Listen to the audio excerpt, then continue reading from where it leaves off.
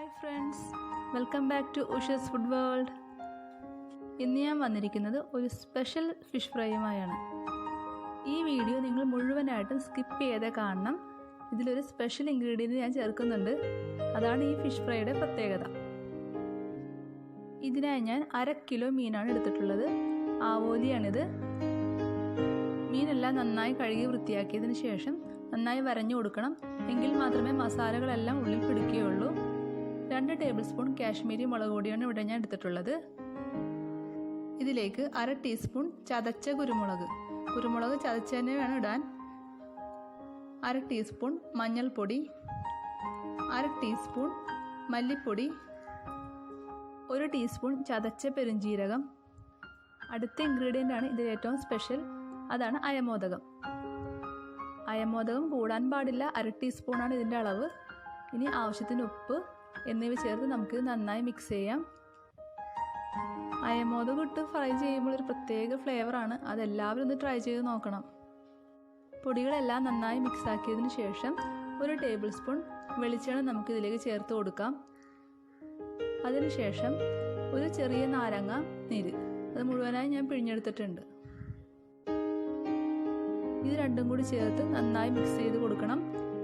ഇനി നമുക്കിതൊരു ഗ്രേവി ആക്കാൻ വേണ്ടി ഇതിലേക്ക് കുറച്ച് വെള്ളം ഒഴിച്ചു കൊടുക്കണം. വെള്ളം കൂടിപ്പോകരുത്.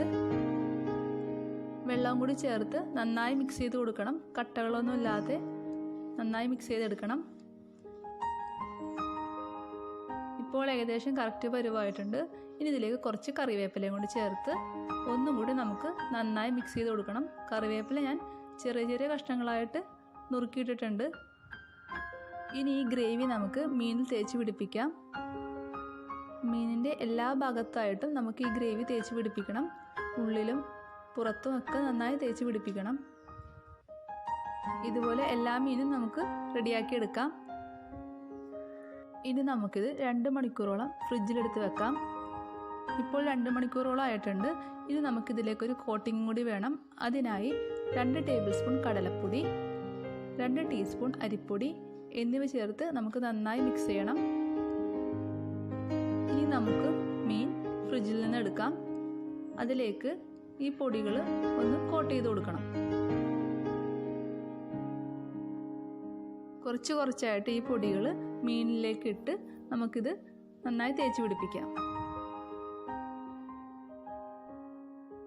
മീനിൻ്റെ എല്ലാ വശങ്ങളിലും ഈ കോട്ടിങ് എത്തണം.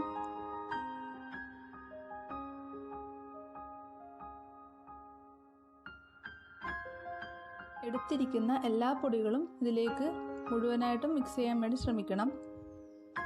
ഈ കോട്ടിങ്ങും കൂടി ആകുമ്പോൾ മീനിനൊരു വെറൈറ്റി ടേസ്റ്റ് ആവും.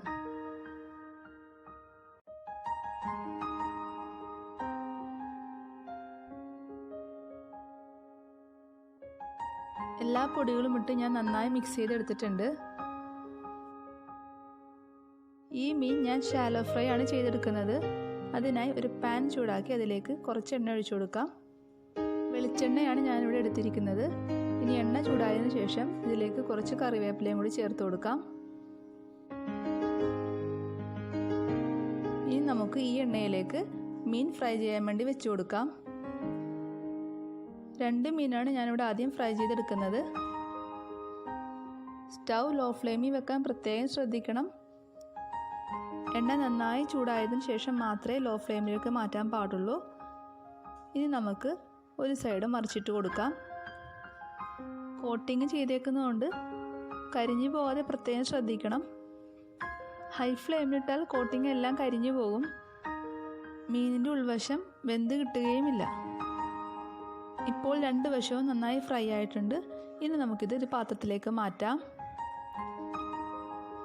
വീട്ടിൽ വിരുന്നുകാർ വരുമ്പോൾ അവർക്ക് വേണ്ടി നമുക്ക് ചെയ്തു കൊടുക്കാൻ പറ്റിയ നല്ലൊരു ഡിഷാണിത്.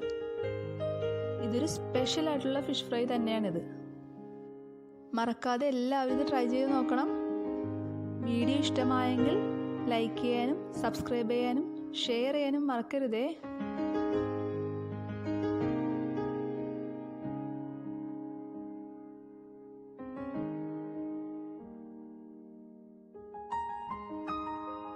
Okay friends, thank you. നമുക്കിനി അടുത്ത വീഡിയോയിൽ കാണാം. Have A nice day.